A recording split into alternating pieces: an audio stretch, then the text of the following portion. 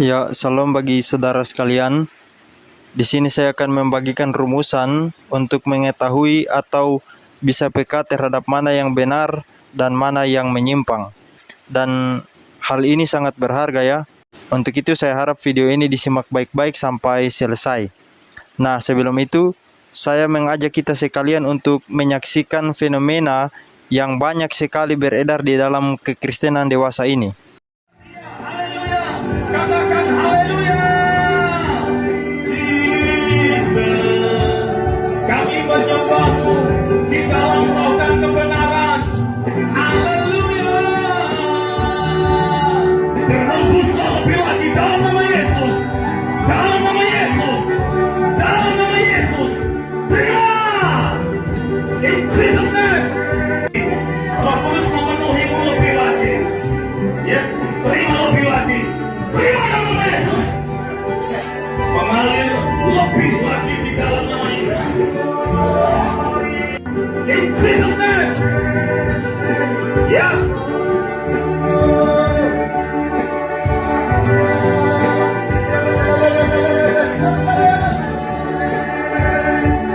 Terima lebih lagi dalam nama Yesus. Terima lebih lagi dalam nama Yesus. Yes, Jesus. Terima, terima. Jesus. Oh, saka baka baka. Jesus. Roh Kudus mengalirlah lebih lagi. Roh Kudus mengalir lebih lagi. Tuhan melengkapi dengan karunia dan urapan. Mengalir atasmu di dalam nama Yesus. Ya, ya. Urapan yang baru mengalir lebih lagi. Dalam nama Yesus. Siapa lebih lagi?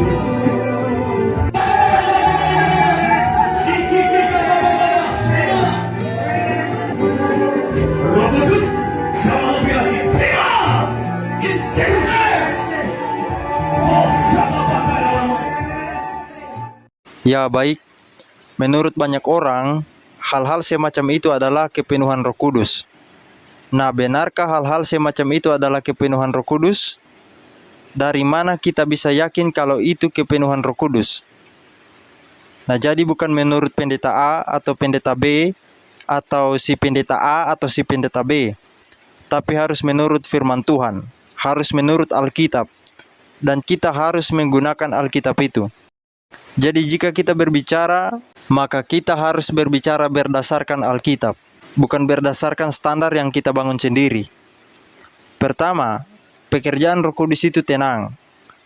Kalau kita lihat kisah Nabi Elia dan Nabi-Nabi Baal, Nabi-Nabi Baal itu doanya teriak-teriak, kacau. Mereka pukul-pukul, bahkan menggores diri mereka sendiri. Sedangkan Nabi Elia itu doanya tenang sekali, dan Tuhan menjawab doanya. Coba saudara perhatikan sekarang, kenapa orang-orang berdoa teriak-teriak? Bukankah itu justru menyerupai doa Nabi-Nabi Baal? Kemudian, pekerjaan Roh Kudus itu membuat yang reba menjadi berdiri. Kalau kita lihat kisah di dalam Lukas 9 ayat 42, di mana setan membantingkan seorang anak ke tanah dan menggoncang-goncangnya. Kemudian Yesus menyembuhkan anak itu, lalu mengembalikannya kepada ayahnya. Sekarang yang kita lihat apa? Justru mirip pekerjaan setan. Orang yang tadinya sadar menjadi riba ke tanah, guling-guling, bahkan ada yang sambil teriak-teriak. Nah, kemudian pekerjaan Roh Kudus itu membuat yang tadinya tidak berdiri menjadi berdiri. Yesus berkata, "Bangunlah, angkatlah tilammu dan berjalanlah." Ketika Petrus di bait Allah menyembuhkan orang lumpuh, dia berkata, "Demi nama Yesus Kristus orang Nazaret itu, berjalanlah." Ketika Yesus membangkitkan anak Yairus, dia berkata, "Hai anak, bangunlah." Sekarang apa?